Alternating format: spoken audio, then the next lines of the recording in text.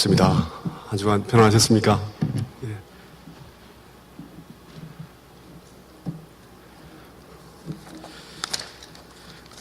지난주에 우리가 나누었던 내용을 잠깐 요약을 해드리겠습니다. 화면 좀 보여주시기 부탁드립니다. 예. 지난주에는 우리가 그 계시가 얼마나 신비스러운가에 대해서 말씀을 나누었습니다. 계시라는 것은 성경 말씀보다 이제 조금 범위가 넓은 의미다라는 말씀을 드렸고,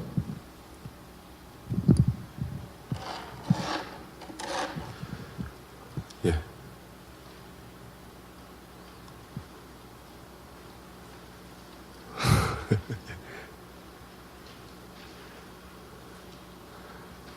그 리플렉션이라는 화면으로 좀 바꿔주시겠습니까? 열 몇 번째 정도 되는, 이게 잘 가질 않아서 그렇습니다. 예. 예. 네, 됐습니다. 그런데 이제 이 계시의 본질은 그 초월자 하나님께서 자기 자신을 낮추어서 우리에게 찾아오셨다라는 것이 계시의 본질입니다. 두 가지 요소가 있죠. 거기에 초월자가, 인간이 아닌 하나님이 인간에게 낮추어서 찾아오셨다. 이 두 요소가 있습니다. 초월자가 낮추어서 오셨다. 이것이 왜 이렇게 중요한고 하니, 지금 내부적으로 외부적으로 하나님의 계시에 대해 또 말씀에 대해 아주 거센 도전들이 있습니다. 먼저 너무 성경에 나오는 어떤 내용들이 지나치게 문화적이다, 지나치게 인간의 언어나 인간의 풍습이나 거기에 제한되어 있다라는 그런 비판들이 있습니다. 그래서 그 비판이 나름대로의 근거를 가지는 이유는 하나님께서 초월자 자기 자신을 우리에게 그대로 보여주신 것이 아니라 우리의 문화와 언어에 낮추어서 오셨다라는 거죠. 예. 우리의 문화와 언어에 낮추어서 찾아오시기 때문에 우리 문화 속에 등장하는 여러 가지 요소들이 성경 속에 같이 나올 수밖에 없다라는 그 말씀이 이제 첫 번째로 중요합니다. 예, 고맙습니다. 그런데 많은 성경 비평학자들 또 이제 기독교 아닌 분들이 성경 속에 나오는 많은 내용들이 하나님으로부터 직접 받은 계시라기보다 당시에 있었던 여러 가지 서류나 당시의 문화적 컨텍스트에서 빌려온 것들이다라고 주장하는 경우가 굉장히 흔합니다. 기독교 안에서도 학자들이 그렇게 합니다. 그러니까 성경 말씀에 있는 내용들을 그 당시에 주변에 있던 문화적인 여러 문서나 서류나 그런 코드 속에 끄집어내서 그 속에 이제 유사성을 발견해내는 것. 이것이 지금 하고 있는 하나의 학문적인 그런 방향입니다. 우리가 꼭 잊지 말아야 할 것, 그 방향에 대해 이제 제가 반대하는 이유는, 비판하는 이유는 초월자가 우리를 찾아오셨기 때문에 그렇습니다. 성경에는 인간의 일반 문화 코드 속에 발견할 수 없는 아주 고유한, 아주 독특하고 아주 초월적인 그런 요소들이 성경 속에 있습니다. 그래서 이 두 가지를 같이 조화롭게 이해하는 것이 참 필요하다라는 말씀을 먼저 드렸습니다. 그래서 리플렉션을 보시면 이건 넘어가겠습니다. 네. 아하. 어떻게 된 거죠? 예. 하나님이 성경으로 낮추어 찾아오셨다라는 것, 그것이 이제, 제일 중요한 문제이고, 그래서 우리가 보통 완전하다라는 그런 표현을 하는데, 완전하다는 말 속에는, 두 가지 좀 다른 특징들이 있습니다. 우리가 완전하다고 생각하는 것은 우리가 기대하는 그 기대치를 충족시키는 정도를 우리는 완전하다고 생각합니다. 그런데 하나님의 완전함이란 우리의 기대치를 넘어서는 다른 종류의 완전함입니다. 그러니까 우리를 초월하는 초월적 완전함이죠. 그런데 그 초월자가 자기 자신을 낮추어서 우리에게 찾아오시기 때문에 우리의 문화와 우리의 언어까지 자기 자신의 품으로 끌어안으시는 그런 자기 희생적 완전함입니다. 성경의 말씀은. 그래서 성경 속에 하나님께서 자기 자신을 버리고 낮고 낮은 인간의 문화와 언어까지 찾아오신 자기 희생적 모습이 성경 속에 있다. 그리고 이것은 성육신의 하나의 전주곡이다, 이렇게 이해할 수 있습니다. 그래서 우리가 이 성경에 다가가는 방법은 우리도 우리 자신의 지성과 우리 자신의 고집과 우리 자신의 문화를 내려놓고 우리를 희생하고 하나님께 나아가야 된다라는 그런 말씀을 드렸습니다. 그래서 이제 요약하기로 말씀의 참 모습과 가치는 초월성과 인격성이다. 저는 그 성육신이다라는 거, 그 헬만 바빙크가 주장한, 그러니까 말씀은 계시가 송신한 것이다라는 표현보다는 인격성이라는 표현을 더 선호합니다. 왜냐하면 성육신이라는 표현은 그리스도에게 좀 주로 사용하는 것이 더 전문적으로 봐서 더 낫겠다 그런 생각을 합니다. 말씀은 우리의 문화와 언어에 찾아오셔서 우리와 대화를 나누시기 위해서, 우리와 아주 그 다이나믹한 삶의 그 관계를 맺기 위해서, 인격적인 관계를 맺기 위해서 하나님께서 자기 자신을 낮추어 찾아오신 거기 때문에 초월성과 인격성이 같이 있다라는 것, 그것을 제일 먼저 기억하시면 좋습니다. 그래서 우리가 보기에 얼핏 지금 21세기를 살아가는 그 현대인들이 보기에 문화적으로 조금 너무 거칠다, 너무 조악하다, 왜 이렇게 폭력적인 것들이 많을까, 왜 이렇게 남녀 차별이 이렇게 많이 등장할까, 그런 얘기들은 당시의 문화적 그 맥락 속에 표현되어야만 했기 때문이다라는 것을, 즉 인격성을 가지고 있기 때문에 그렇다라는 것으로 이해하시면 좋습니다. 그러나 그런 그 인격적인 그 관계 속에서도 도저히 인간이 만날 수 없는 아주 이상한 표현들이 등장합니다. 예를 들어서 단 하루 만에 너희들의 모든 죄를 다 사할 것이다 라는 표현이 구약에 있어요. 구약의 그 문화적 컨텍스트 속에는 그건 불가능한 얘기입니다. 왜냐하면 구약은 아침 저녁으로 제사를 드렸습니다. 그리고 계속해서 죄를 씻기 위해서 제사를 계속 드렸습니다. 어떤 때는 연달아서 며칠 동안 계속 그 소와 양을 잡고 그렇게 했습니다. 그러니까 반복적으로 죄를 짓는다라는 것이 의식 속에 분명히 있는 것이 구약의 맥락입니다. 근데 어떻게 하루아침에 모든 죄를 사할 수 있느냐? 그런 구절들이 있어요, 성경에. 그건 우리의 문화적 컨텍스트를 훌쩍 넘어서는 초월적인 면이 등장하고 있는 거죠. 그런 측면에서는 저는 성경이 기록되는 그 과정 속에 인간이, 제가 지난 시간에 그 말씀을 드렸습니다. 기록하는 자와 받아들이는 자가 말씀을 해석하고 이해하는 과정이 반드시 포함된다라는 말씀을 드렸습니다. 그런데 그렇지 않을 수도 있습니다. 잘 모르고 무슨 소리인지 모르고 기록했을 가능성도 꽤 있습니다. 어떤 부분들은 워낙 초월적인 내용이기 때문에, 워낙 이해하기 어려운 내용이기 때문에 기록자가 그냥 그대로 정말 하나님으로부터 마치 구술하는 것을 받아 적듯이 그렇게 받아 적을 가능성도 꽤 있습니다. 심지어 예수 그리스도의 말씀 속에, 신약에 있는 말씀도 우리가 아직 다 이해 못하는 말씀들이 꽤 있습니다. 다 이해하신다고 생각하시죠? 학자들도 설들이 많습니다. 이런 부분들이 이게 무슨 얘기를 하셨는지 우리가 잘 몰라요, 아직까지도. 무슨 얘기인지 정확하게 잘 모르는 그런 구절들이 있습니다. 그래서 받아 적는 자가 우리보다 더 잘 이해했을지, 아니면 받아 적는 자가 모르고 또 계시를 받은 자가 모르고 기록했을 가능성도 꽤 있습니다. 어쨌든 초월성과 인격성이라는 것을 먼저 이해하시면 좋습니다. 그래서 성경 구절을 제가 예를 들어서 예수께서 자기 자신에 대해서 말씀을 증거를 했다라는 것도 성령으로 뜨겁게 되지 않느냐라는 구절들, 또 이사야서에 보면은 55장에 보면은 다 오라고 초대를 하시면서 나는 너와 다르다라는 그런 말씀을 하시죠. 그러니까 초월성과 인격성이 같이 한 구절 속에 있습니다. 그래서 말씀의 가치는 도저히 다른 곳에서 찾을 수 없는 그런 그 인간에 대한, 하나님에 대한 아주 고유한 지식이 있고, 그리고 그 지식이 인격적이기 때문에, 우리와 끊임없이 만나서 살아있는 관계를 맺는다라는 것, 그것이 이제 굉장히 중요하다라고 결론 지었습니다. 자, 이제 문제는 그렇다면 성경이 진짜 하나님의 영감을 받아 기록된 것이라는 그 권위를 어디서 발견할 수 있는가라는 이 부분입니다. 성경이 정말로 하나님의 말씀이다 라는 것을 우리가 어떻게 알 수 있느냐? 참 중요하죠. 참 중요한 내용입니다. 이런 내용이. 물론 믿는 자는 다 하나님의 은혜로, 성령의 조명으로 우리가 다 받아들입니다. 그런데 그래도 뭔가 좀 설명할 수 있는 방법이 없을까라는 거예요. 예를 들어서 캘빈은 이런 얘기를 했습니다. 내적 증거, 즉 인간의 지성이 그 하나님의 존재에 대해 설명할 수 없다면 인간의 지성 외에, 인간 밖에서 그 근거를 찾아야 된다.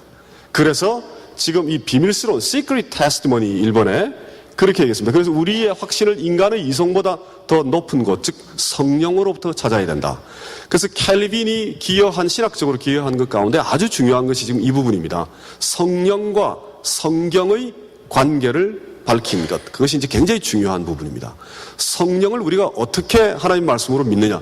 성령의 은혜로 안다. 성령이 참 하나님을 우리가 어떻게 아느냐? 성경이 계시하기 때문에 그렇다라는 거죠. 그래서 서로 뮤추얼 반드가 일어나는 거죠. 지금 보면 상호 결속이라고 얘기했습니다. 그리고 성령을 성경이 증거하고 성령이 성경을 증거하기 때문에 이건 그 하나님이 하나님 자기 자신을 증거하는 것과 마찬가지다 해서 자증적이다. 세 번째, self-authenticated, autopistos라는 그런 그 표현을 씁니다. 그러니까 성경은 성경 스스로가, 즉 성령이 하나님의 말씀을 입증한다. 이렇게 이제 우리가 볼 수 있습니다. 그래서 그걸 비밀스러운 증거, 내적 증거, 자증적인 거, 상호결석 이런 표현으로 쭉 이제 그 얘기를 했습니다. 캘빈이.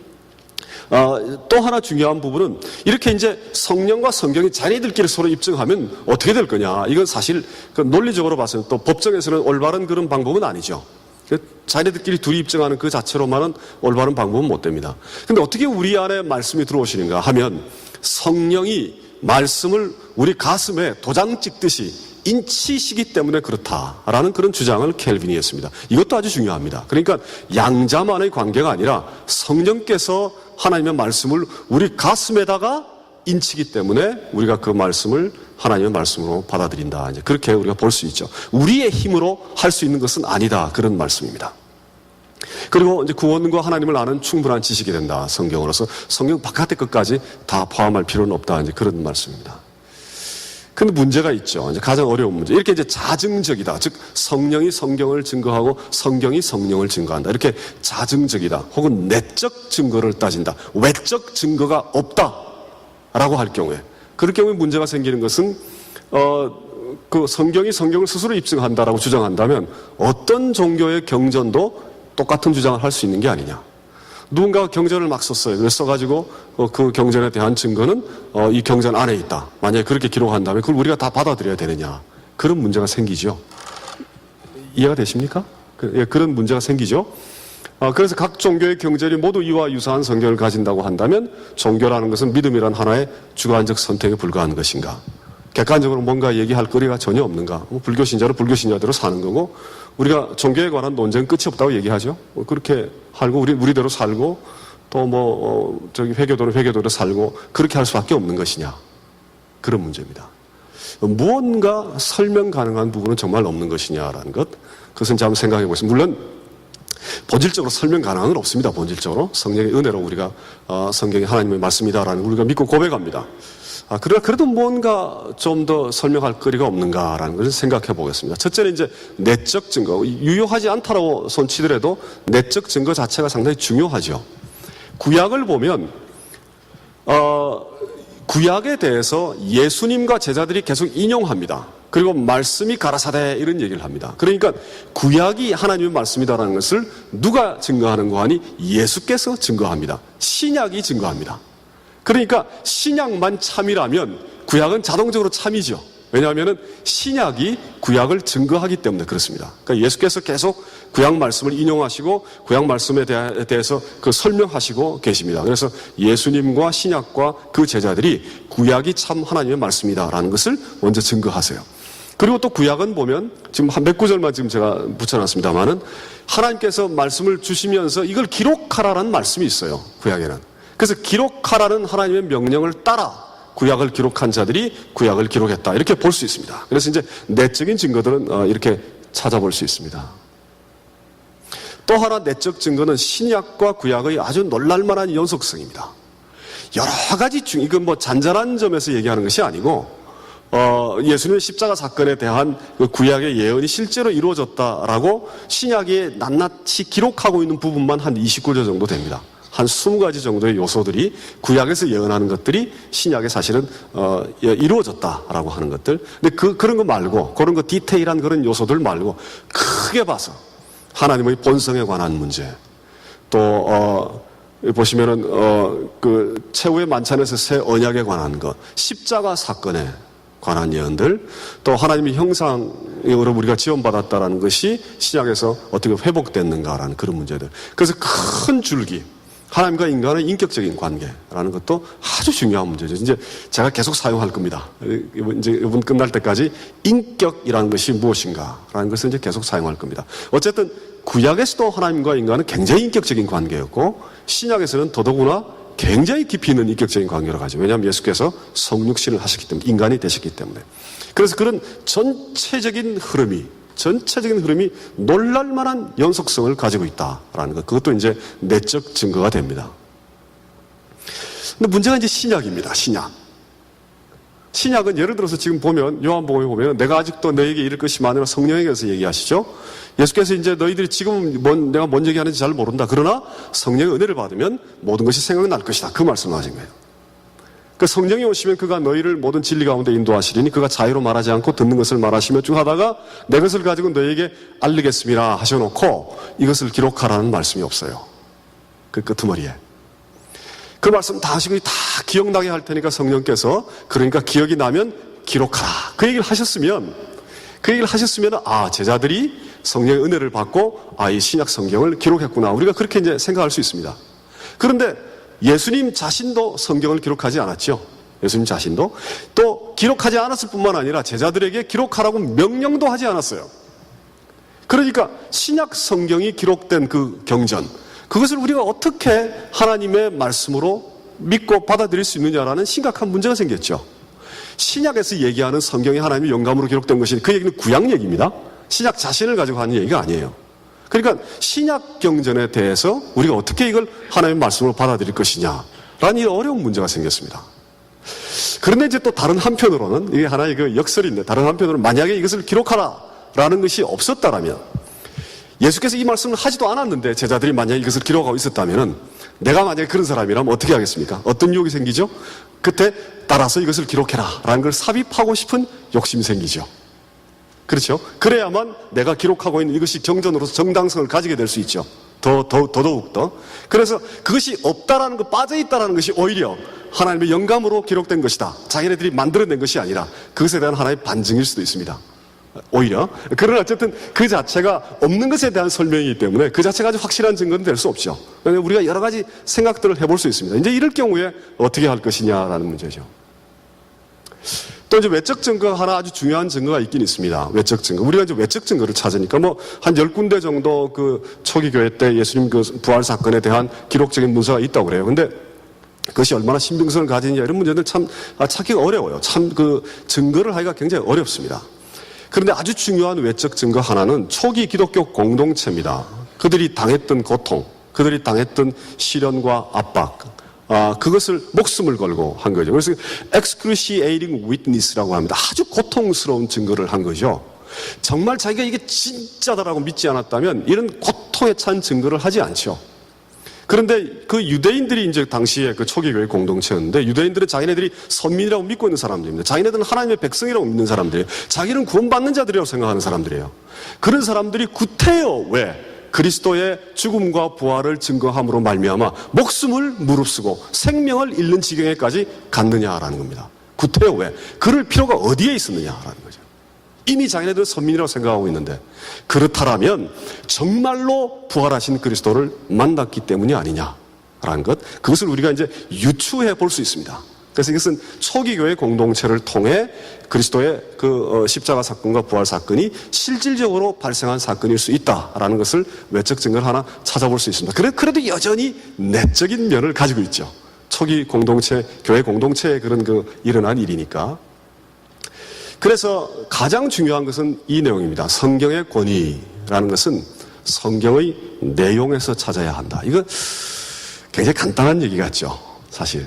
근데 간단한 얘기는 아닙니다. 왜냐하면은 성경의 내용에서 찾는다라는 것은 내적 증거와 외적 증거가 같이 됩니다. 성경이 갖고 있는 어떤 내용들이 성경 말고 다른, 우리 기독교가 믿는 성경 말고 다른 경전의 내용들과 굉장히 다르고 그 안에 아주 divine perspectives가 있다. 아주 거룩한 하나님의 말씀일 수밖에 없는 그런 측면이 있다라는 것을 이해하려면 성경도 엄청나게 연구를 해야 되고 다른 경전도 엄청나게 연구를 해야 됩니다. 그래서 굉장히 어려운 숙제입니다. 이 숙제 자체가 굉장히 어려운 문제예요. 그러나 우리가 기독교를 믿고 하나님의 말씀을 말씀으로 받아들이는 이유는 가족이 기독교인이기 때문인 것도 아니고 우리 교회 교인들이 사람이 좋기 때문도 아니고 기독교인들 보니까 좀 잘 사는 것 같기 때문에 그런 것도 아니고 여러 가지 다른 데 이유가 있는 것이 아니다라는 겁니다. 우리가 기독교인인 이유는 기독교 때문에 그렇다라는 거예요. 우리가 기독교인인 이유는 기독교가 전하는 메시지가 다른 종교가 전하는 메시지보다 아주 차원이 다르기 때문에 그렇다는 겁니다. 내용 때문에, 계시의 내용, 말씀의 내용 때문에 우리가 그 내용을 하나님의 말씀으로 믿고 받아들인다라는 것. 그것이 제일 중요한 문제입니다. 따라서 우리가 그 내용이 뭔가를 연구하고 숙고하고 명상하고 같이 나누고 해야 되겠죠. 굉장히 중요한 일입니다, 이 일이. 요즘에 생명운동부에서 자꾸 기독교인의 삶 쪽으로만 강조하는 그런 흐름들이 있습니다. 그건 이제 예전에 너무 지나치게 교리로 치우쳤기 때문에 그런 그 반성이 일어나고 있죠. 충분히 저도 공감합니다. 그래야만 한다고 생각하고. 그러나 기독교인의 삶에 그런 다이나믹한 그 역동성이 어디서 오느냐? 지식 없이는 불가능하죠. 그렇죠? 하나님이 누군가에 대한 깊은 그 통찰과 이해 없이 그 하나님 뜻대로 살아가는 건 불가능합니다. 그러니까 생명을 불러일으키는 기독교인의 삶이 역동적으로 바뀌어야 하기 위해서 그 위해서는 하나님이 누구신가를 깨달아야 됩니다. 그 하나님이 얼마나 독특한 하나님인가를 먼저 알아야 됩니다. 그래서 이런 그 기독교의 내용 때문에 우리가 기독교인이다라는 이 사실이 아주 중요한 핵심 가운데 핵심입니다. 따라서 오늘 내용과 특히 이제 그리스도가 누군가라는 내용, 또 다음 주도 그리스도가 누군가를 다룰 겁니다. 물론 이제 보편적으로 신학에서 막 다룬 그런 내용들은 다 제가 걸러내고 좀 특이한 부분들만 골라내서 계속 다룰 겁니다. 어떤 점에서 기독교가 그 내용적으로 아주 독특한가? 그래서 우리가 하나님을 믿는가라는 점들을 계속 나눌 겁니다. 자, 그래서 내용이 가장 중요하다. 이것이 이제 핵심적인 부분입니다. 종류가 다른 경전이라는 거예요. 제일 첫 번째 중요한 건 이 지독한 자성적 자기 비판이라는 거예요. 아주 심각할 정도의 자기 비판입니다. 성경에. 그러니까 인간이 뭔가 경전을 하나 스스로 만들어낸다 그러면 인간이 자기 자신을 그렇게까지 심하게 비판하지는 않아요. 그렇게까지 치열하게 비판하지 않습니다. 그런데 보면은 인류 전체를 고발하는 얘기들, 또 선민이라는 이스라엘 백성들의 지독할 정도로 반복되는 배반의 역사, 이걸 왜 기록합니까? 그래서 제가 가끔 농담으로 그런 얘기를 합니다.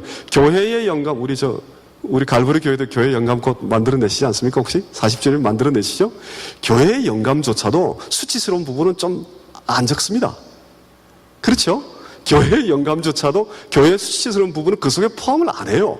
우리가 뭔가 역사를 기록하면 우리 자신에 관해 역사를 기록하면 우리 부끄러운 거는 기록하기 싫어해요. 그게 인간의 본능적인 하나의 그 형태입니다. 그런데 구약을 한번 읽어보십시오. 구약과 신약을 한번 읽어보십시오. 그것을 기록한 자들이 자기네들이 얼마나 잘못했다라는 것을 지독하게 기독하게 이상할 정도로 치열하게 자기 비판적인 내용이 들어갑니다. 인간 전체에 관한 거, 이스라엘 백성들하고 특히 지도자들의 잘못에 관해서 지도자들이 오럴리하게 얘기를 전했고 지도자들이 구약의 경전을 기록할 가능성이 제일 높습니다. 그 사람들이 자기 자신이 잘못했다는 것을 지독하게 기록하고 있어요. 지독하게. 심지어 여기 보면은 미가서에 보면 이스라엘 족속의 치리자들아 너희가 악을 좋아하여 내 백성의 가죽을 벗기어 그 뼈에서 살을 뜯어 이렇게까지 심각할 정도로 자기 자신을 셀프 크리티컬한 내용을 구약이 갖고 있습니다. 이건 왜 그런가? 마치 이사야가 성전에서 신적 존재를 만났을 때 내 입술이 부정하다라고 고백하는 것. 마치 베드로가 그리스도를 보고 신적 본능을 만났을 때 주여 나를 떠나소서 나를 죄인이다 라고 얘기하는 것. 그것은 하나님을 만난 자들이 자기 자신을 올바로 이해하게 되는 것. 그 과정을 통해 이렇게까지 지독한 반성적인 글이 나올 수 있다는 거죠. 그냥 내가 하나님과 만남 없이 내가 그냥 어떤 무언가를 상상 속에 만들어낸다면 이런 기록을 할 수가 없습니다. 불가능합니다, 이런 기록은. 그러나 자기 자신의 그 부끄러운 것을 낱낱이 다 고발하는 것. 베드로는 심지어 예수님부터 사탄이라는 말까지 들었죠. 물러나라고. 근데 그 글을 기록한 거는 사실 베드로가 구술해가지고 기록했다는 썰이 많아요. 그러니까 자기 자신의 그 부끄러운 모습을 감추지 않고 다 기록할 수 있는 것. 그것은 하나님을 만난 자만이 가능하다. 하나님 앞에 서 있는 자들만이 가능하다. 이것이 이제 반증이다. 이렇게 볼 수 있습니다. 구약학자하고 만나서 제가 한번 물어본 적이 있습니다. 저는 이제 근동 지역의 모든 서류를 다 읽어보지 않았기 때문에 혹시 그 비슷한 거라도 그런 서류가 혹시 있습니까? 성경이 기록될 당시에 바빌론이나 아수르나 이런 에집트나 이런 지역에 기록된 여러 가지 글들이 있는데 그 글 가운데 자기 민족을 스스로 굉장히 비판하는 그런 글들이 혹시 있습니까? 없다는 거예요. 읽어본 적이 없다는 겁니다. 그래서 이거는 아주 독특한 그 당시의 그 문화 코드 속에 도저히 발견되지 아니하는 아주 독특한 구약만이 가지는, 성경만이 가지는 하나의 특징입니다. 따라서 이것은 하나님의 영감으로 하나님 앞에 선자들이 기록했겠구나. 이렇게 우리가 이해할 수 있습니다. 또 embarrassing testimony, 이건 이제 이런 말들을 붙입니다. 아주 황당스러운 증거들을 하죠. 무슨 얘기인가 하니 예수님의 부활 사건을 기록했다거나 아니면은 뭐 욥의 탄원 뭐 이런 것도 십자가 주위에는 다 그 제자들은 다 떠나버리고 여자들과 창녀만 남았어요. 부활을 본 사람들도 그런 사람들이고, 이걸 만약에 우리가 메이크업 한다라고 했을 때 이거 이렇게 안 합니다. 우리가 만약에 이걸 만들어내서 이런 스토리를 기록한다 그러면 절대 이렇게 안 합니다. 가장 종교 지도자가 봤다. 아니면은 빌라도가 봤다. 뭐 이렇게 이제 우리가 메이크업을 하지, 믿을 수 없는, 신뢰할 수 없는 사람들이 보았다라고 쓰지 않습니다. 그러니까 embarrassing하는 테스티모니를 한다는 그 자체가 바로 실제로 일어난 사건을 기록하고 있는 것이 아니냐, 그런 이제 생각을 할 수도 있습니다. 그 다음에 이건 이제 좀 어려운 말인데 이건 넘어가겠습니다. 벌써 시간이 너무 많이 가서 성경의 간단하게 얘기할 수 있습니다. 우리가 경전을 기록한다 그러면 좀 더 쉽고 간단하게 기록합니다. 예를 들어서 지금 초월자가 몸을 낮춰서 우리를 찾아왔다라는 것이 인격적 하나님, 기독교 하나님의 특징이죠. 근데 그거를 인간이 만들어낼 수 있느냐 한번 생각해 보십시오. 인간한테 신에 대해서 그려보라고 하면 두 가지입니다. 하나는 너무 우리보다 뛰어나서 도저히 이해가 안 되거나, 하나는 우리하고 비슷해서 결혼도 하고 막 이런 온갖 일이 일어나거나. 그리스 로마 신화의 신들이 우리하고 좀 비슷하죠. 질투도 하고 막 이런 비슷한 일들이 일어나요. 그리고 해교도가 믿는 신은 아주 절대적인 초월자죠.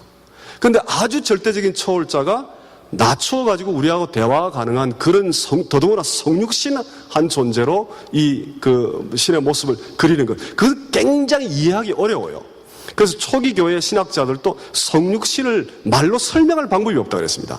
너무 황당하다고, 이걸 어떻게 설명해야 될지 설명할 방법이, 우리를 완전히 넘어서는 창조주 초월자가 육을 가지고 인간을 찾아왔다라는 것, 이것을 도대체 어떻게 설명해야 되느냐. 그러니까 이건 쉽지 않는 얘기예요. 모호한 얘기입니다. 뭔가 열려져 있는 얘기예요. 함부로 이해하기 어려워요. 그러니까 이해하기 어려운 그런 얘기들이 경전에 기록되었다라는 것은 우리를 괴롭히기 위해서 그런 게 아니라 하나님으로부터 받은 그 거룩한 말씀을 기록했기 때문에 우리의 그런 지성으로 이해하기가 상당히 어려운 내용이 있다. 이제 그런 내용들입니다. 그 다음에 굉장히 급진적인 내용들이 있죠. 아주 치열한 그런 원수를 사랑하라 이런 얘기들, 또 일반 윤리에서는 뭐 희생이나 용서나 나눔이나 이런 것들은 가치가 아닙니다. 근데 기독교에서는 희생과 사랑과 나눔과 용서가 최고의 가치죠. 최고의 가치. 그걸 도대체 누가 만들었냐라는 거예요. 누가 만들었냐. 인간의 철학책이나 다른 종교 속에 그런 그 가치들이 과연 있느냐, 최고의 가치로 자리 잡고 있느냐, 뭐 이런 질문들을 할 수 있습니다. 그리고 굉장히 내면적이고 굉장히 외면적입니다. 아주 극단적인 그런 표현들이 아주 많습니다. 그래서 우리가 만들어내기 쉽지 않다. 그 다음에 결국은 가장 중요한 것은 핵심적인 내용이 우리가 지어낼 수 있는 내용이 아니다라는 겁니다. 인간이 생각해낼 수 없는 차원이 다른 얘기거나, 아니면 인간이 생각하는 것보다 정도가 깊거나 인간이 생각하는 것과 반대되는 얘기거나, 예수님이 하나님이 십자가에서 죽었다는 우리가 기대하는 것하고 반대되는 얘기죠. 또 인간이 도저히 가질 수 없는 그런 특성들, 그러니까 모순을 넘어서는 동시적인 모습이라든가 통합적인 거라든가, 이런 우리가 예측하고 기대하는 것과는 아주 달라요. 그러니까 일부러 우리가 이건 참 좋겠거니 생각하는 것을 아무리 지어내봤자 성경에 나와 있는 내용들하고 좀 다른 내용들이 많다라는 겁니다. 이제 가장 중요한 것이 하나님은 자기 희생의 하나님이라는 것. 이건 우리가 만들어낼 수 있는 하나님이 아닙니다. 스스로 자기를 희생하는 하나님, 또 고난당하신 하나님, 삼위일체 하나님, 이것도 우리가 만들 수 있는 그런 그 모습들이 아닙니다. 다다음 주에 할 겁니다. 예수께서 삼위일체를 신학적으로 전개를 하셨어요. 삼위일체 사상을. 그래서 굉장히 보면 아주 예수님만의 그 독특한 그런 모습들을 여러분이 발견하실 수 있을 겁니다. 삼위일체 사상, 또 우리가 만들 수 있는 사상들이 아닙니다. 그 다음 인간에 대해서는 또 한 7째 중가할 겁니다. 인간은 하나님의 형상을 가지고 있죠. 굉장히 우리 기독교보다 인간을 높인 종교는 드뭅니다. 하나님의 형상과 하나님의 호흡을 가지고 있어요, 인간이. 근데 그 인간이 원죄를 지었다는 거예요. 죄를 지었다는 거예요. 아주 끝없이 떨어지죠. 더 폴입니다. 그러니까 굉장히 높은 인간에 대한 모습과 아주 추악한 인간의 현실이 동시에 같이 있죠. 또 자유와 죽음이라는 그 인격적 관계를 하나님과 맺고 있어요. 그런 인간에 대한 아주 복잡하고 신비스러운 깊이 있는 모습. 인간이 인격성을 가지고 있다는 얘기는 20세기 초에 막 쉘러라는 철학자가 비로소 얘기하기 시작했습니다. 본격적으로 다루기 시작했습니다. 인격성이라는 문제. 근데 그 인격성이라는 문제는 성경의 아주 핵심적인 내용 가운데 하나입니다. 하나님과 인간의 모습 가운데.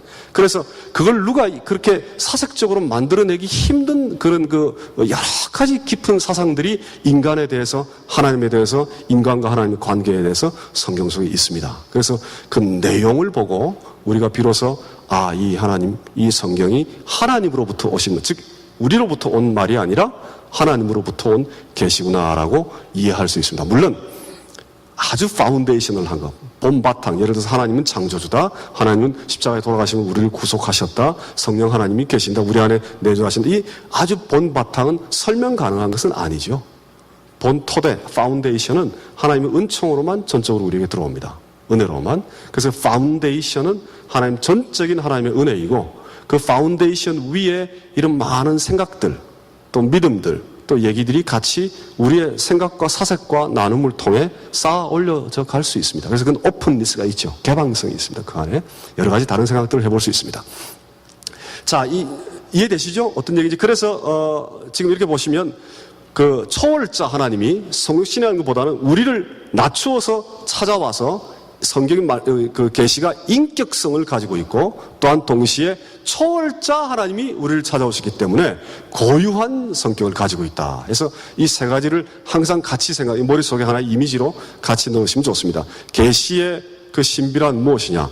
초월자 하나님이 희생하고 희생해서 우리에게까지 자신을 낮추어 찾아와 인격적인 관계를 맺으시되 자기 자신을 드러내신 것, 그것이 계시라고 할 수 있습니다. 그래서 그 안에 아주 고유한 내용이 있고, 또 문화와 언어를 통한 인격적인 만남과 다이나믹이 있다, 이렇게 이해할 수 있습니다. 자, 다음 그 그리스도에 관한 것 좀 부탁드립니다.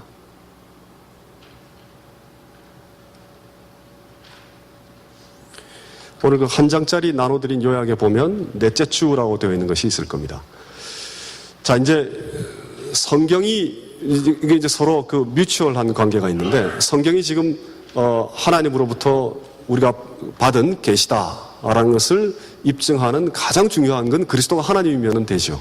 그렇죠? 성경이 증거하고 있는 예수 그리스도가 참 하나님이시면 성경은 참 경전이다, 우리가 이렇게 믿을 수 있습니다. 그 정도로 그리스도가 누군가라는 것이 우리가 믿는 기독교 신앙의 핵심이죠.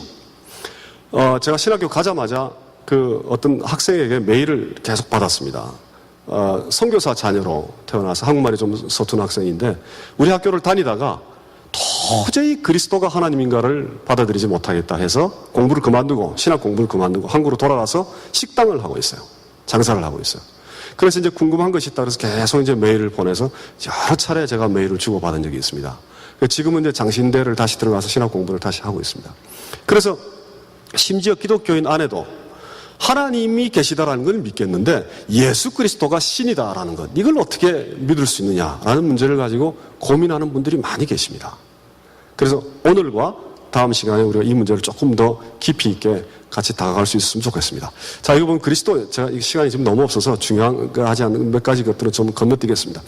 그리스도 예수라고 제가 제목을 달았습니다. 습관적으로 예수 그리스도라고 하시는 분들이 많죠. 성경이 그렇게 나오는 내용들이 많은데, 지금 제가 이 달아놓은 이 성경 구절 속에 보시면 전부 그리스도 예수라고 되어 있습니다. 그 뭔 차이냐?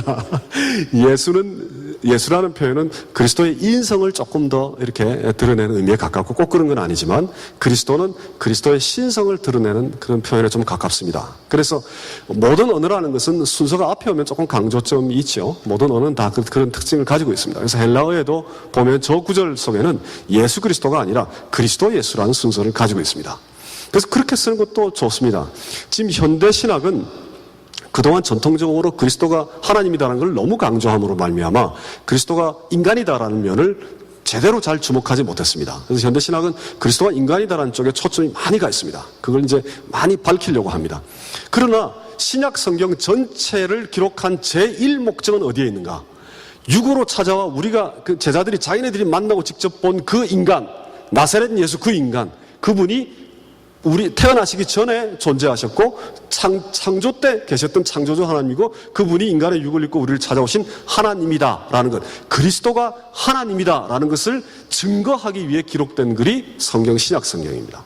그것을 증거하기 위해. 그러니까 그 부분을 놓치고 만약에 신약 성경을 읽는다라면 사실은 가장 핵심적인 내용을 놓치고 있는 거죠. 그래서 아무래도 우리가 그리스도의 인성을 무시하자는 게 아니고, 저는 지금 한참 그리스도 인성에 관해서 연구를 하고 있습니다. 인성을 무시하자는 게 아니고 어떻게 됐든 간에 성육신이라는 것은 하나님께서 인간으로 찾아오셨기 때문에 그리스도, 예수가 더 적합한 표현이 아니냐. 예수, 그리스도보다는. 그런 의미에서 이제 저것을 제목으로 달았습니다.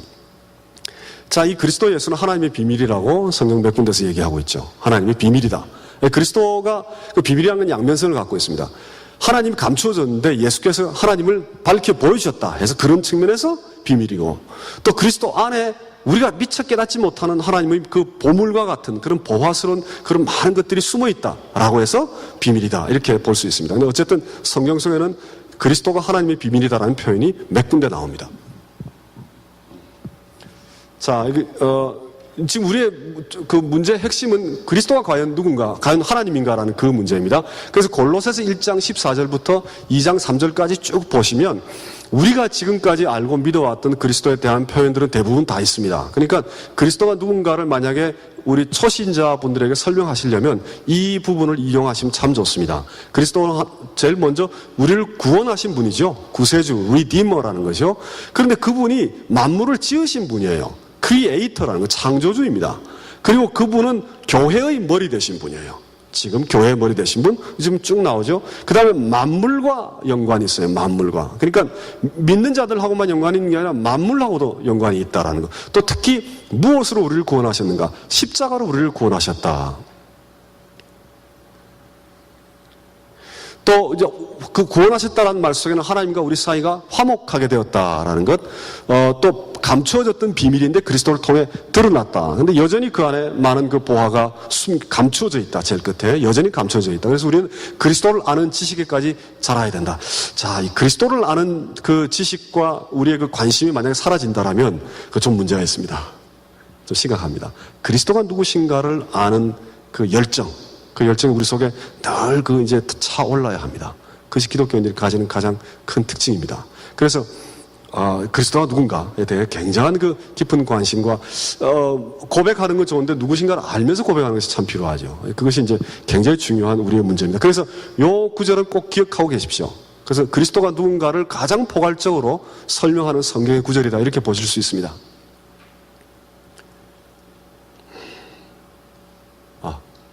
하나님의 비밀이다라는 그 얘기도, 이제 문제는, 그러니까 이제 그리스도가 누군가를 아는 것이 기독교 그 신비의 종교를 이해하는 가장 핵심적인 내용이죠. 그런데 이제 문제는 과연 그런가? 과연 그리스도가 하나님의 아들인가? 혹은 하나님인가? 그래서 먼저 인간이다라는 걸 우리가 이해해야 됩니다. 그건 뭐 우리가 다 이해하죠. 죽기까지 인간이었다. 저 지도자였다. 사회혁명가였다. 뭐 다 우리가 이해할 수 있어야 합니다. 근데 그리스도는 성육신 하신 하나님, 성육신 했다라는 건 하나님이 인간의 육을 입었다는 얘기니까, 그 태어나기 전에 이미 존재했던, 그 pre-existent 한, 태어나기 전에 이미 존재했던 그런 그 신적 존재다라는 그런 뜻이죠. 그런 뜻이죠. 그래서 이제 그것이 과연 그 하나님인가라는 그런 문제입니다. 그 문제에 대해 우리 세 가지를 살펴볼 수 있습니다. 구약이 그리스도를 예언하고 있고, 예수님 스스로가 나는 하늘로부터 온 자다라고 자증, 스스로 증거하고 있고, 초기 교회가 신약을 기록하면서 그걸 증거하고 있습니다. 이거 중요한 부분이긴 하지만 이건 좀 넘어가겠습니다.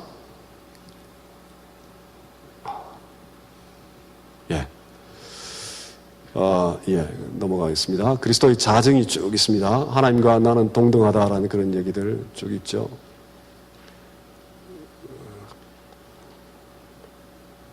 그 다음 초기 교회 공동체들도 쭉 이런 말씀을, 특히 이제 로마서 9장 5절 같은 경우는 하나님이다라고 표현하고 있습니다. 하나님이다라고. 성경에 그리스도를 하나님이라고 표현한 부분이 많지 않습니다.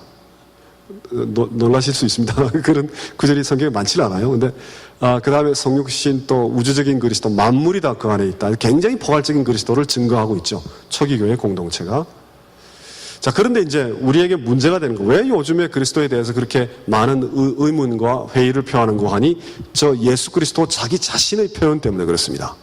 예수께서 나는 하나님의 아들이다라는 표현보다는 나는 사람의 아들이다, 인자다라는 표현을, 그 칭호를 훨씬 더 많이 사용했습니다. 예수께서 훨씬 더. 그러니까 사복음서에서 한 80여 차례 예수께서 나는 사람의 아들이다. 인자라는 말이 인자다라는 뜻이 아니고 사람의 아들이라는 뜻입니다. 나는 사람의 아들이다라는 표현을 굉장히 자주 사용하셨습니다. 근데 나는 하나님의 아들이다라는 표현을 그렇게 많이 사용 안 하셨어요. 또 나는 하나님이다라는 표현은 전혀 사용하지 않았습니다. 예수님 스스로. 그러니까 복음서만 살펴놓고 보니까 의문이 생기는 거예요. 이거 어떻게 된 거지? 왜 예수님이 자꾸 자기 자신을 사람의 아들이라고 표현을 하는가? 라는 그런 문제가 생겼습니다. 여기 보면 80절에 인간 그리스도, 그리고 이제 교부 시대 때 그 더 중요한 문제, 사람의 아들이다라는 표현은 스테반이 그 사도행전에서 한번 사용을 했고요. 7장에서. 그 다음 계시록에서 이제 인자가 이렇게 기록이 되어 있고, 신약 성경에 그리스도의 입을 통하지 아니하고 그 어느 누구도 사용하지 않았습니다. 그 어느 누구도, 제자들 그 어느 누구도, 사도 바울도 그렇고 베드로도 그렇고 어느 누구도 그리스도를 인자, 사람의 아들이라고 부르질 않았습니다. 칭하지 않았습니다. 예수 혼자 사용하신 표현입니다. 사람의 아들이다 하는 그 표현은. 그래서 이제 문제가 되는 거죠.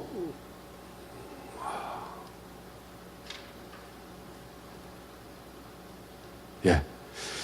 왜 예수님은 자신을 하나님이라고 부르지 않았을까? 그리고 하나님의 아들이라는 용어보다는 사람의 아들이라는 용어를 더 선호하셨을까? 네 번째가 이제 중요한 문제입니다. 초기 교회의 증언이 우리가 그리스도를 만나는 유일한 통로인데, 그렇죠. 예수님이 스스로 기록 안 하셨으니까, 신약을 기록 안 하셨으니까, 초기 교회 공동체가 예수님 돌아가시고 한참 있다가 기록하기 시작했어요. 한참 20년이 지나서. 그것도 기억을 더듬어 성령의 은혜로 이제 기록하기 시작했습니다. 그래서 초기 교회의, 그 사복음서도 전부 초기 교회의 증언이죠. 우리가 이제 갖고 있는 그 자체가. 그래서 초기 교회의 증언이 우리가 그리스도를 만나는 유일한 통로인데, 비록 초기 교회 공동체가 신약을 기록했고 복음서에 사람의 아들이라는 용어를 기록했다 할지라도 이 용어를 복음서를 제외하고는 결코 사용하지 않았다라면, 그 초기 교회 공동체가 역설적으로 이 용어는 초기 교회의 해석이라기보단 그리스도 자신이 채택한 용어가 아니었을까, 이런 생각을 할 수 있습니다. 자, 그리스도가 하나님의 아들이다라는 것, 예수께서 선포하신 내용이긴 하지만 초기 교회 공동체가 고백한 내용이죠. 초기 교회 공동체가 만나고 경험했던 그리스도에 대한 하나의 해석입니다. 나름대로. 그런데 유달리 사람의 아들이라는 표현은 초기 교회 공동체가 전혀 사용하지 않았어요.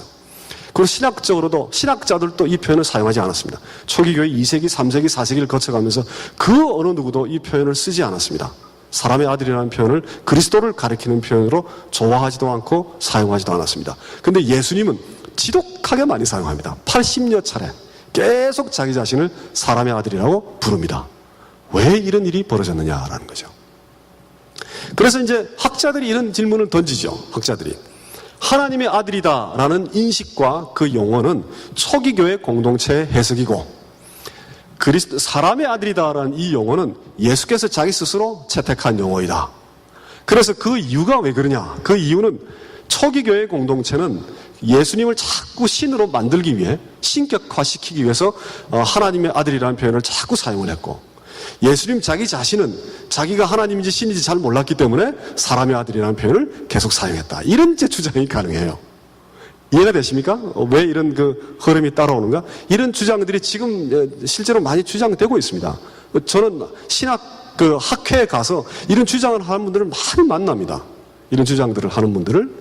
그러니까 예수 그리스도는 부활한 이후에 자기가 divine being이라는 거, 신적 존재라는 것을 비로소 깨닫게 되었다. 뭐 그런 주장들을 많이 해요. 왜냐? 끊임없이 자기를 인자, 사람의 아들이라고 불렀기 때문에 그렇다는 거예요. 이게 심각하죠, 문제가. 문제 심각합니다. 그래서 이제 이 문제를 꼭 다루고 넘어갑니다. 참 흥미롭습니다. 조금 시간이 걸리더라도 꼭 주목해 보십시오. 우리가 아주 새로운 것들을 발견할 수 있습니다. 하나님의 아들이다라는 표현 자체가 자동적으로 신이다라는 것을 의미하지는 않습니다. 이것이 참 중요합니다. 첫째, 하나님의 아들이라는 용어는 구약에서 보면 천사나 하늘의 존재를 그냥 하나님의 아들, 또 왕을 하나님의 아들, 또 이스라엘 백성들을 하나님의 아들이라고 제일 많이 불렀죠. 그러니까 신약에서 하나님의 아들이다라고 했다고 해서 그것이 하나님이다라는 그런 표현은 결코 아닙니다. 왜냐하면 이스라엘 백성들조차도 하나님의 아들이다라고 불렸기 때문에 그렇습니다. 그리고 그리스 문화, 이집트 문화, 로마 문화에서는 왕들이 대부분 신의 아들이다라고 많이 불렸어요. 왕들이 지금 예수님 살아 있던 당시에 그 왕들도 마찬가지입니다. 마찬가지로 자기네들을 그 왕의 하나님의 아들이다 이렇게 이제 불렀습니다. 자기네들이. 그러니까 자기네들이 늘 경험하고 만나는 그 임금 또 이스라엘 백성을 하나님의 아들이다라고 이해하고 믿는 그런 문화적 컨텍스트 속에 있었던 거예요. 그러니까 예수님 자기 스스로 내가 하나님의 아들이다라고 한다고 해서 사람들이 그럼 당신은 하나님입니까? 이렇게 생각하지는 않는다는 거예요. 자동적으로 그렇지는 않다라는 겁니다. 그래서 우리가 성경을 좀 더 주목해서 봐야 하는 것은 이제 그런 문화적 맥락 속에 있는데도 불구하고 신약의 많은 구절에서 보면 하나님의 아들이다. 찬송받을 자의 아들 그리스도냐? 라고 물어보니까 예수께서 내가 그다 이 얘기를 하죠. 아이고 깨졌네요. 전 헬라어입니다. 에고 에이미라는 헬라어입니다. 내가 그다라고 이렇게 얘기를 했습니다. 그러니까 하나님의 아들이라는 걸 예수께서 인정을 하신 거죠. 그 다음에 이제 내가 만약 하나님의 아들이면 뛰어내리라. 이제 이런 구절을 통해 우리가 뭘 알 수 있는 거 아니?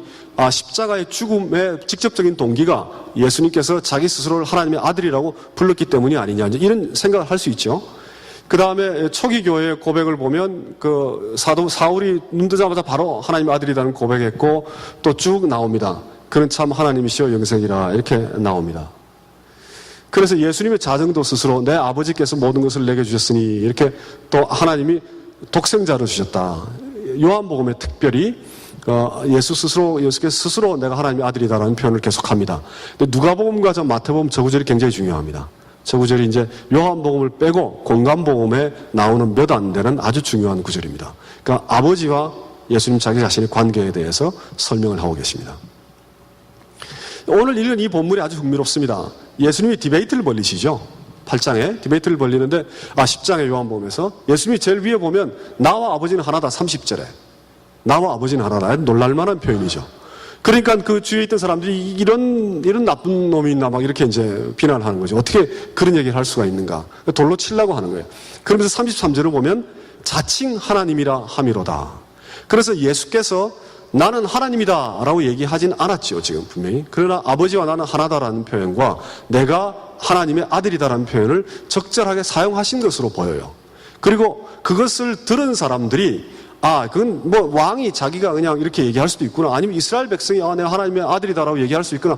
그렇게 이해한 것이 아니라 예수님이 그런 표현을 할 때마다 자기 자신이 하나님이거나 하나님으로부터 온 자라는 것을 증거하고 있구나라고 이해를 했다는 겁니다. 그걸 우리가 알 수 있죠. 그러니까 신약 속에는 이미 당시에 보편적이었던 맥락과 다른 맥락이 신약 속에 발견된다는 겁니다. 이것이 중요해요.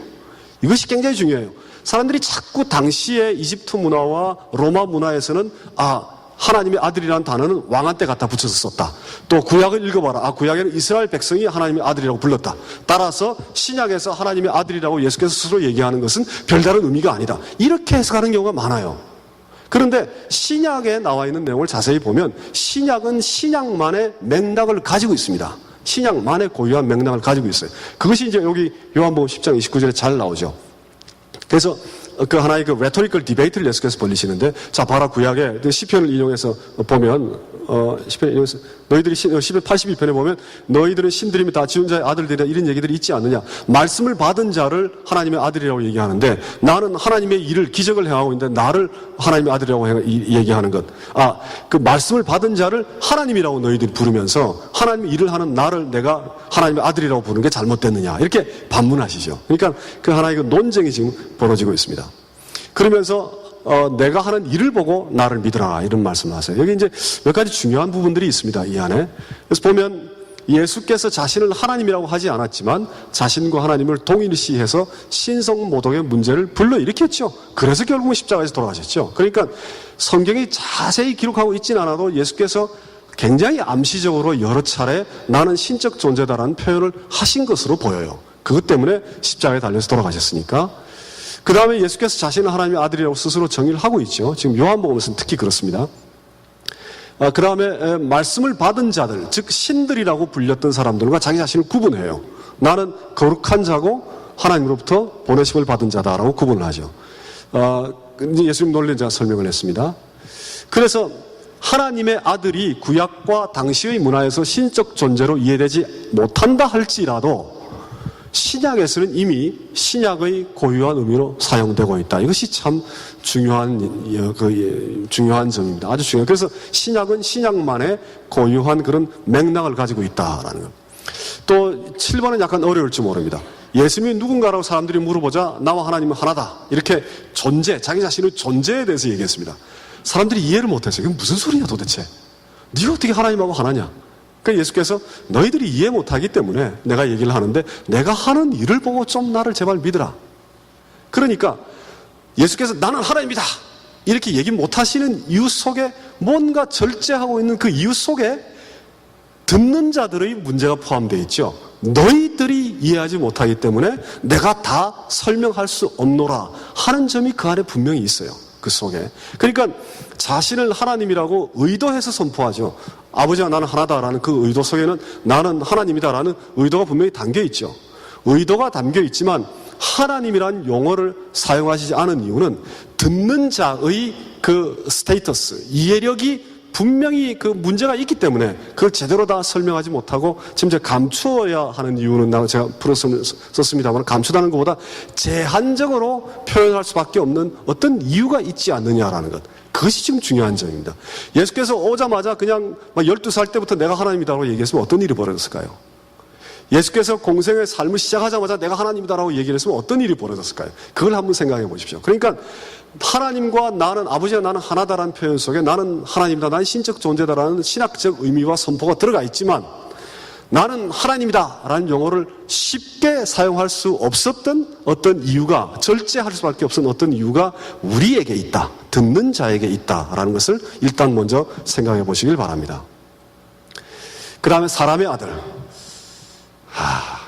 10분만 더 할게요. 10분만. 괜찮겠습니까?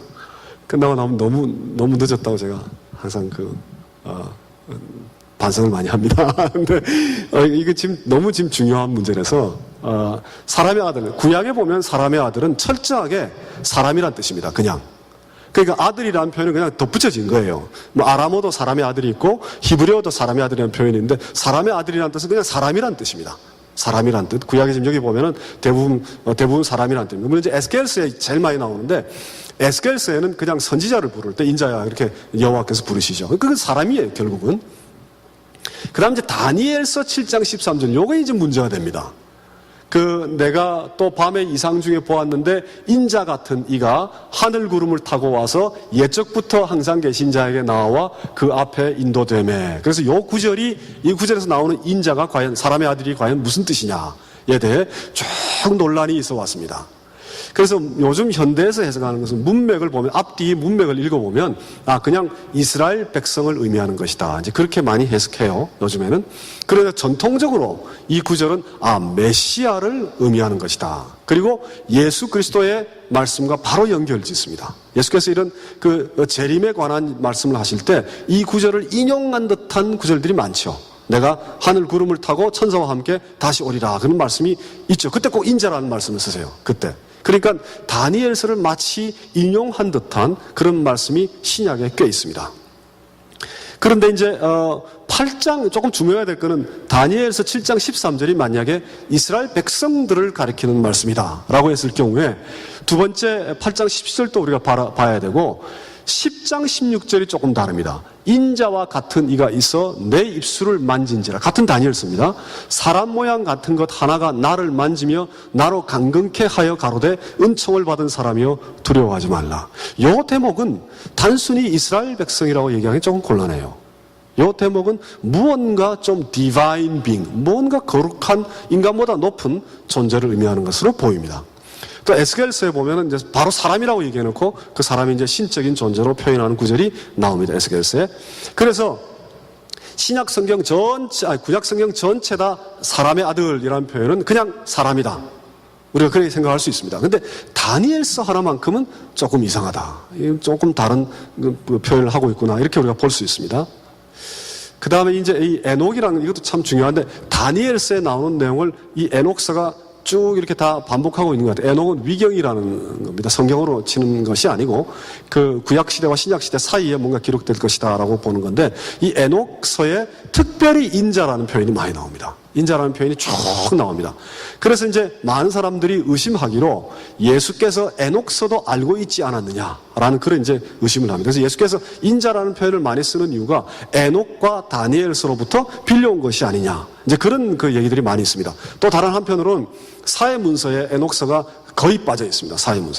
사회문서 아시죠? 그 최근에 발견된 구약하고 뭐 여러 가지 신약 경전도 있고 여러 가지 서류가 발견된 예수님 당시에 기록된 것으로 보이는 그 문서에 에녹서가 빠져 있는 걸로 봐서, 에녹은 그 초기 교회 사람들이 다니엘서를 예수께서 인용하셨을 때 너무 직접적으로 인용한 것처럼 보이니까 뭔가를 하나 더 집어넣기 위해서 에녹서를 기록했을 것이다, 뭐 이렇게 이제 하는 주장도 심지어 있습니다. 어쨌든 에녹은 우리가 경전으로 받아들이지는 않는 성경인데, 인자라는 그런 표현이 가장 집중적으로 나오는 그 위경이고, 그리고 이제 그 여러 가지 표현들이 예수께서 사용하시고 있는 표현들하고 상당히 비슷합니다.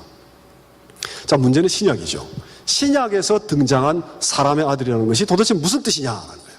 첫째는 자기 자신을 가리키는 말이에요. 그냥 다른 뜻이 전혀 없어요. 나는 대신에 인자는 이렇게 쓴 겁니다. 그런 거 있죠. 원래 요즘 그 느끼하다고 얘기하는데 자기 자신을 이름 부르는 사람들이 있죠. 나는이라고 안 하고 재승이는 그랬다 뭐 이렇게 하는 경우가 있죠. 그것처럼 인자를 자기 자신을 가리키는 인칭대명사로 그냥 사용했다라는 겁니다. 그래서 그런 구절들이 꽤 있어요. 인자는 머리 둘 곳이 없다, 나는 머리 둘 곳이 없다, 그런 간단한 그런 표현입니다. 그 다음에 두 번째는 고난의 종과 연관지어서 저렇게 많은 구절에 인자를 얘기합니다. 고난의 종에 관해서. 그러니까 고난받고 버림받고 죽었다가 3일 만에 부활한다는 그 말씀엔 항상 인자가 고난받는다, 그 얘기를 하세요. 그런데 이 고난받는다는 얘기는 다니엘서도 없고 에녹에도 없는 얘기입니다. 이해가 되십니까? 이것이 굉장히 중요합니다. 예수께서 만약 다니엘서나 에녹서를 의지하고 이 표현을 그냥 한 것이라면 이런 상상을 할 수가 없어요. 이런 생각을 할 수가 없어요. 왜냐하면 다니엘서나 에녹에는 없기 때문에 그렇습니다. 그 다음에, 그래서 이제 마가복음, 요한복음 쭉 보면 이제 고난의 종의 인자에 대해서 생각합니다. 그 다음에 우리가 잘 아는 종말론적인 존재. 보면은 인자가 아버지의 영광으로 천사들과 함께 오리니 그때 각 사람의 행한 대로 갚으리라. 구름을 타고 권능과 영광으로 오는 것을 보리라. 또, 그 인자가. 그러니까 사람의 아들이 구름을 타고 천사와 같이 재림하리라. 이런 표현을 아주 과감하게 하고 있죠. 아주 과감하게. 그래서 이 부분은 이제 특별히 다니엘서하고 연결이 되기도 합니다. 그 다음에 신적인 권위를 나타내는 표현도 꽤 있습니다. 인자가 죄를 용서할 권세가 있다, 그 말씀을 하세요. 죄를 용서한다는 건 하나님이다, 그런 뜻이죠. 또 인자가 안식일의 주인이다, 막 이랬을 때 옷을 찢고 제사장들이 난리가 나죠. 인자가. 그러니까 사람의 아들은 안식일의 주인이다. 안식일의 주인은 하나님밖에 없습니다. 여호와 하나님밖에. 그러니까 나는 하나님이다, 그런 표현을 간접적으로 지금 하고 있는 거죠. 그 다음에 인자가 이 양식을, 요한복음에 특히 썩지 않는 양식을 너에게 준다. 또 인자의 살을 먹는다. 그러면 영생하리라. 이런 하나님이다라는 divine being에 관한 그런 얘기를 인자라는 단어를 사용해. 인자라는 단어 뜻은, 용어의 뜻은 사람의 아들이지만 인자가 하고 있는 건 하나님이 하고 있는 일을 지금 설명하고 선포하고 계시죠.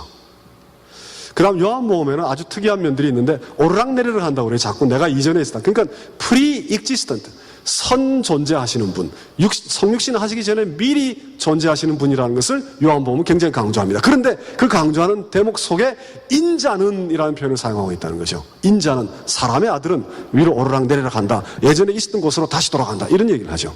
그러니까 내가 잠시 내려왔다, 그런 얘기입니다. 그래서 이제 리플렉션을 해보면 굉장히 이 사람의 아들이라는 건 요한복음 14장에 보면 하나님의 아들이라는 뜻도 같이 있어요. 그래서 사람의 아들을 이렇게 아주 다양한, 세 번째, 아주 다양한 의미로 사용하신 그리스도의 의도가 무엇일까? 이게 이제 문제입니다. 왜 그러냐, 왜 지금 의도라는 표현을 썼냐면은 제자들이 그토록 사용하지 않았는데 예수께서 아주 지독하게 많이 사용하셨다라면 예수께서 특별히 이 용어를 사용한 의도가 있었을 것이다, 이렇게 생각할 수 있죠. intentional한 뉴스다. 어떤 의도를 가지고 이 표현을 계속 사용하셨을 것이다, 이렇게 우리는 이해할 수 있습니다. 그래서 그렇다면 이 의도가 도대체 무엇인가라고 생각할 수 있죠. 그 의도가 굉장히 충격적입니다. 굉장히 충격적입니다. 의도라기보다는 이제 그 배경이, 세 가지 배경이 있는데, 첫째는 만약에 이 표현을 가지고 단순히 인간이다라는 것을 얘기를 하길 원했다면 구약시대에 쭉 했듯이 구약시대에 인자는 이라는 뜻이 단순히 인간이다라는 표현이니까 구약시대처럼 그냥 인간이다라는 것을 의미하기로 했다라면 도저히 안 맞죠, 맥락이. 왜냐하면 인간이 어떻게 신적 능력을 베풀 수 있습니까? 인간이 어떻게 안식일의 주인이 될 수 있습니까? 그러니까 이 용어를 그 용어가 구약의 맥락을 통해서만 만약에 우리가 해석을 하게 되면 그래서 따라서 이 용어에 의미하는 바는 인간이다라고 해놓으면 안 맞지요. 예수께서 사용하고 있는 그 용법과 의미와 선포가 맞질 않아요. 인간이라는 뜻과. 두 번째는 유대의 종말론적인 배경, 즉 다니엘서를 배경으로 해서 오실 자, 오실 메시아다라고 했을 경우에 그것도 안 맞아요. 왜냐하면 다니엘서가 만약에 메시아를 가리키는 그 구절이라면, 말씀이라면 그 메시아는 한 번 오시는 거죠, 그냥. 그런데 예수께서는 오셔가지고 내가 다시 온다는 걸 얘기하고 계세요. 내가 재림한다는 것을 얘기하고 있습니다. 굉장히 구체적입니다. 굉장히 구체적, 심지어 종말에 어떤 일이 벌어질 건가에 대해 상당히 자세한 선포를 하시면서 내가 구름을 타고 다시 오리라, 권능으로 내가 온다, 이런 아주 구체적인 표현을 하시죠. 그러니까 유대의 종말론적인 배경하고도 맞질 않아요. 그러니까 다니엘서의 맥락하고도 맞지 않습니다. 그 다음 이것이 만약에 예수께서 용어는 사람의 아들이라는 걸 사용했지만 하나님이라는 걸 표현하기 위해서 만약에 이 용어를 썼다라면 이것도 안 맞죠. 충격적이죠. 하나님의 아들이 고난을 당합니다. 고난을 당한다고 하실 때 제일 많이 사용하셨어요, 이 용어를. 하나님의 아들이 버림받고 침뱉음을 당하고 채찍질을 당하고 죽고 고난당하고 그 다음에 부활해서 살아난, 하나님의 아들이 고난당한다는 것, 하나님이 고난당하는 것을 왜 신적 존재를 가리키기 위해서 인자라는 표현을 썼겠느냐라는 거죠. 그 속에는 고난당하는 인자의 모습이 같이 들어가 있습니다. 그러니까 어떤 한 단어가 의미하는 한 그 의미, 어떤 것을 갖다 붙여도 맞질 않아요. 그리스도께서 사용하고 있는 이 표현과 그 표현이 갖고 있는 내용과 서로 잘 일치가 안 됩니다. 그러니까 우리에게 굉장한 어떤 맥락을 가지고, 이 맥락을, 우리가 갖고 있는 맥락을 가지고 그리스도가 사용하는 이 사람의 아들이라는 표현에 거기다 어플라이, 적용을 해서 해석을 하려고 해도 그 해석이 안 맞는 거예요. 들어맞질 않아요. 왜냐하면 예수께서 뭔가 의도적으로 아주 다르게 사람의 아들이라는 이 용어를 사용하고 있기 때문에 우리가 생각하는 그 용어를 갖다가 아무리 어플라이를 하려고 해도 맞지 않는다. 세 가지 점에서 충격적으로 맞지 않는다라는 걸 알 수 있죠. 이해가 되십니까?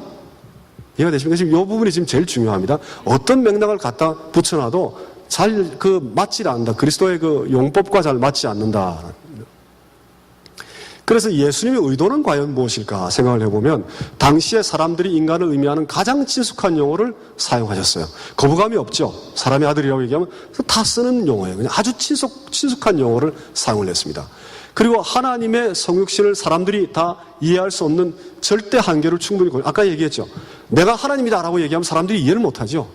이해를 못하니까 그 인간이 갖고 있는 한계를 충분히 고려해서 우리가 이해하기 쉬운 용어를 사용하시고 있다라는 것, 그걸 또 우리가 알 수 있죠. 또 하나는, 세 번째가 이제 가장 중요합니다. 자신이 만약에 성육신하신 하나님이다라는 것을 공생을 시작하자마자, 공생생활 시작하자마자 바로 선포를 했다면 두 가지 가운데 하나가 발생했을 겁니다. 첫 번째는 정신 이상자다. 미쳤다. 저는 미쳤다.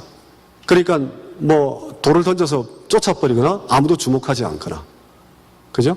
그래서 돌을 쳐서 바로 죽였거나 아니면은 아무도 주목하지 않거나 이 둘 가운데 하나가 발생했겠죠. 만약에 예수께서 처음부터 나는 하나님이다, 인자라는 표현을 안 쓰고 처음부터 나는 하나님인데 그 인자라는 말 속에 나는 하나님이라는 표현을 넣고 그 다음에 다른 여러 가지 죄를 사할 권세가 있다, 안식일의 주인이다, 구름을 타고 온다, 만약에 그렇게 표현을 했다라고 생각한다면 둘 가운데 하나가 발생했을 가능성이 굉장히 높습니다.